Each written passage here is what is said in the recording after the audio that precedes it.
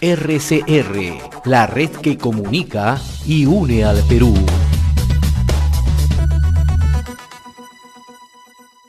Como hemos anunciado, vamos a dialogar y agradecemos la participación a esta hora de Iván Arenas, periodista, un analista político, para que nos pueda dar sus apreciaciones respecto a la situación política en estos momentos. Iván, muchas gracias por este contacto. Buenas tardes. Lizardo, ¿cómo estás? Muy buenas tardes. Muchas gracias a ti y a todos los que nos están escuchando esta tarde. Bien, Iván, nosotros escuchábamos y ya hemos analizado aquí desde la plataforma informativa de RCR este resumen del trabajo que ha realizado en este medio año que dio la presidenta Dina Boluarte, ¿no? En un mensaje en Palacio de Gobierno, en donde pudimos nosotros señalar un poco de triunfalismo en pocos casos de su gestión. Incluso llegó a afirmar ya que su gestión se iba a prolongar hasta el año 2026 y a raíz de ello pues han salido una serie de comentarios, específicamente ha salido hace pocos días la lideresa de Fuerza Popular dando su apreciación al respecto y la presidenta ha dicho que ella ha cumplido llevando dos normas al Congreso de la República para el adelanto de las elecciones que no se cumplió. Ahora se está hablando incluso nuevamente de una marcha, nuevamente la toma de Lima. ¿Cómo tú analizas esta situación? ¿Ha sido un acto de provocación quizás de la presidenta Dina Boluarte? ¿Cómo lo ves tú? No, creo que al margen en efecto, ha pecado un poco de triunfalista, sí vale la pena decir que de alguna otra manera la situación en este preciso momento, no te puedo decir la situación de acá a 2 o 3 semanas, pero en este preciso momento existen condiciones muy poco, digamos, probables para que probablemente exista una toma de Lima de la manera como queremos verla, ¿no? Es decir, una toma, una insurrección y que eso finalmente signifique el cierre del Congreso y represente la salida de Dina Boluarte.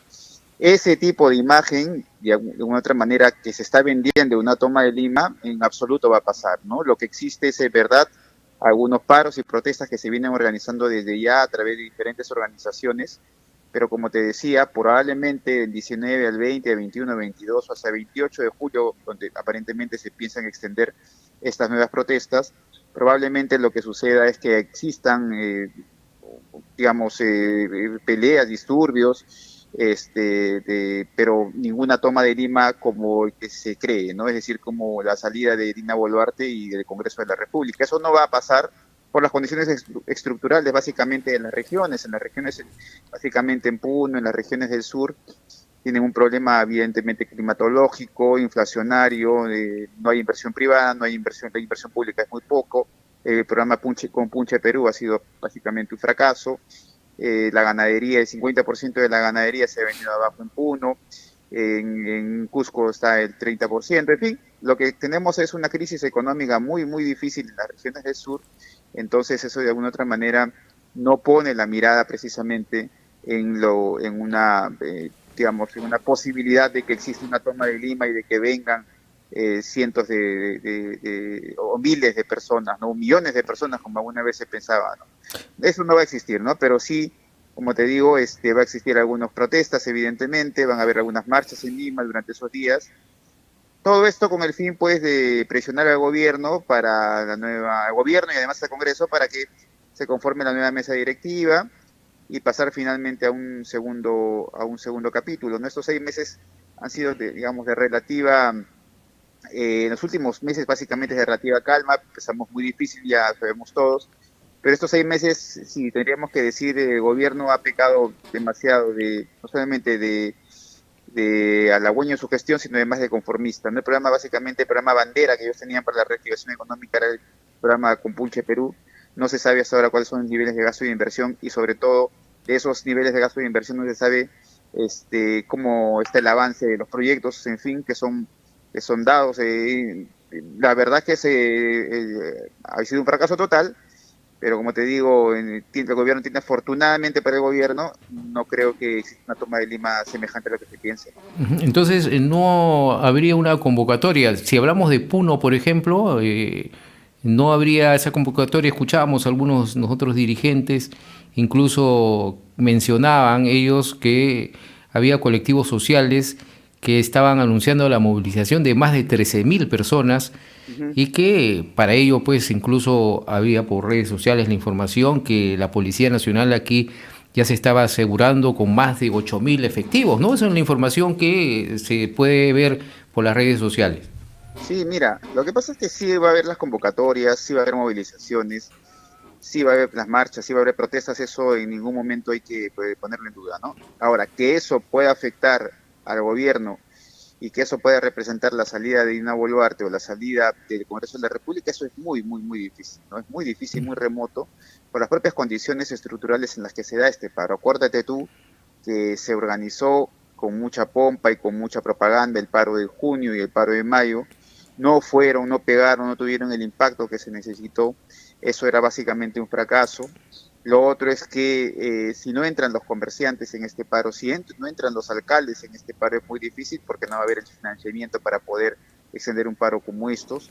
No hay un paro si no tienes a los gremios, no hay un paro si no tienes a los gremios profesionales también, a los comerciantes, a las asociaciones de transportistas en las regiones y sobre todo a los gobiernos, a los alcaldes. No hay un paro si no hay eso, ¿no? Entonces, aparentemente, lo que va a haber es movilizaciones en casi todo el sur del Perú, en Lima también, a partir del 19, pero en ningún momento serán marchas de Lima. Yo auguro de que deben ser, digamos, una tercera parte de las marchas de la gente que se reunió para marchar en enero, febrero y marzo en Lima, ¿no? No se va a asemejar a la primera ni la segunda toma, entre comillas, pero van a haber evidentemente, ¿no? Como te digo, aquí el detalle es que no existen condiciones estructurales como para poder desarrollar un paro más allá de 2 o 3 días y sobre todo para poder tomar Lima en el sentido, digamos, alarmante del caso, es decir, tomar Lima en el sentido de que se vaya la presidenta y que cierre el Congreso. Eso no va a suceder. Uh-huh.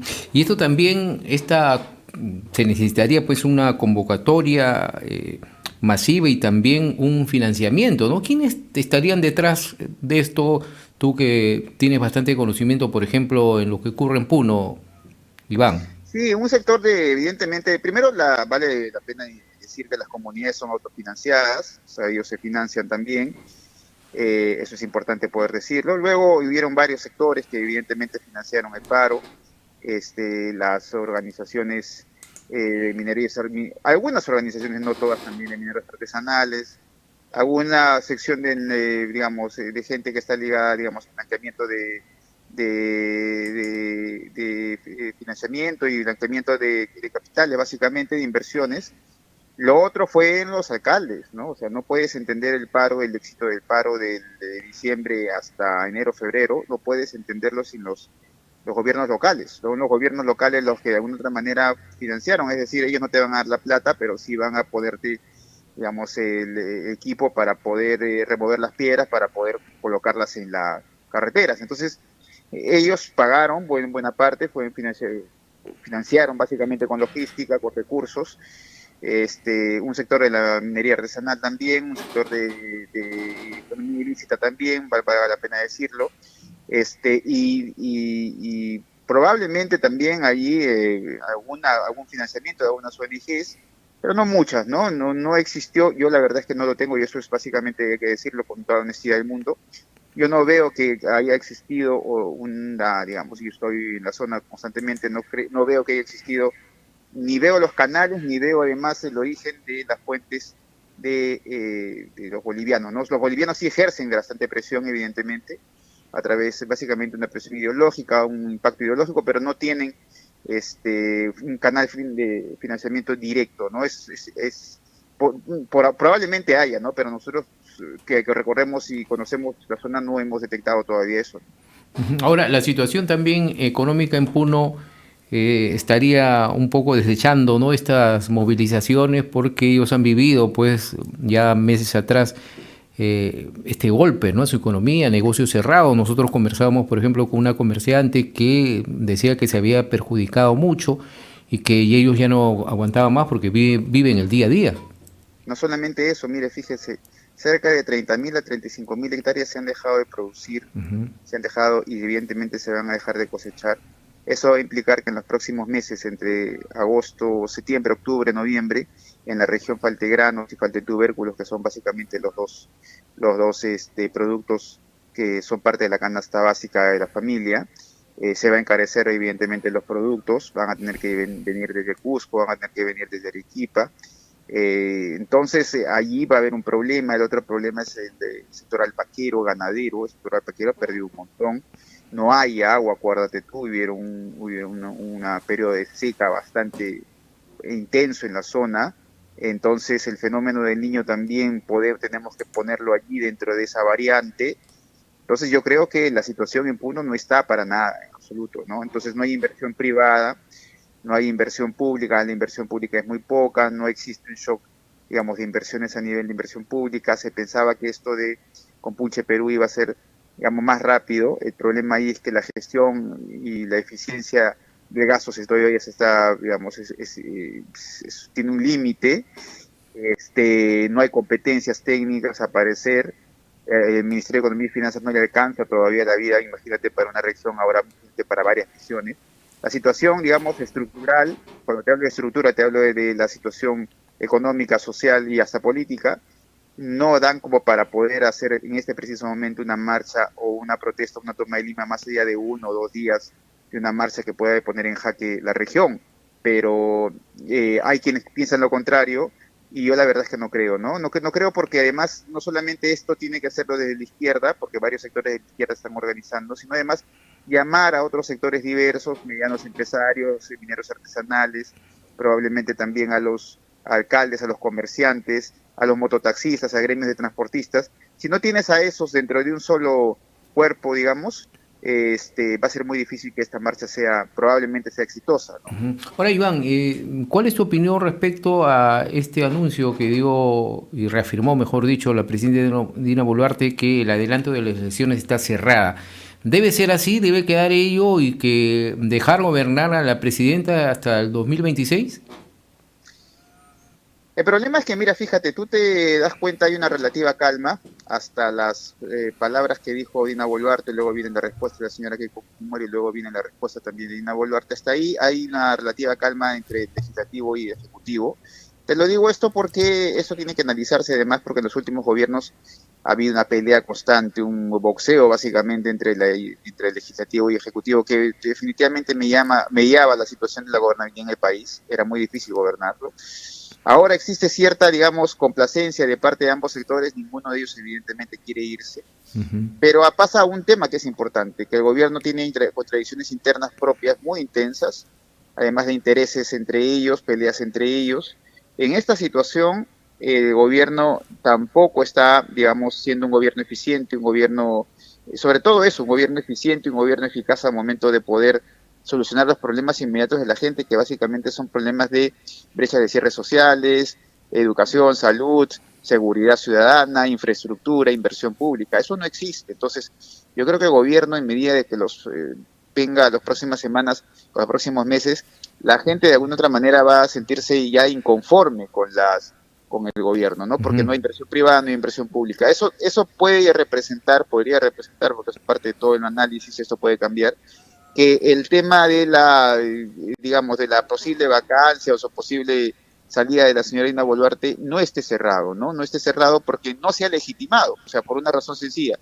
Esto es un gobierno que no tiene la legitimidad, tiene la legalidad en efecto, pero no tiene la legitimidad. Prueba de ello son las encuestas de aprobación, pero además no tiene una legitimidad en el terreno, no ha logrado uno de los puntales más importantes de su gobierno, era la eficiencia de inversión pública a través de Compunche Perú, y no sabemos absolutamente nada. Entonces, estamos un gobierno que corre en automático, trabaja en remoto y desafortunadamente se está delegitimando más ante la población. Entonces, yo en ese sentido, en ese marco, te diría que la opción de la salida de la señora Dina Boluarte no está cerrada del todo, ¿no? Ella tiene evidentemente las posibilidades para quedarse, salvo que no haga lo contrario, y salvo además que haga un buen gobierno basado básicamente en la eficiencia de la inversión pública. Claro, ¿no? Y como tú lo dices bien, las encuestas lo dicen, la última encuesta pues no es muy favorable el apoyo de los peruanos a la gestión y ahora no hay pretextos que pueda decir, ¿no? Por las manifestaciones,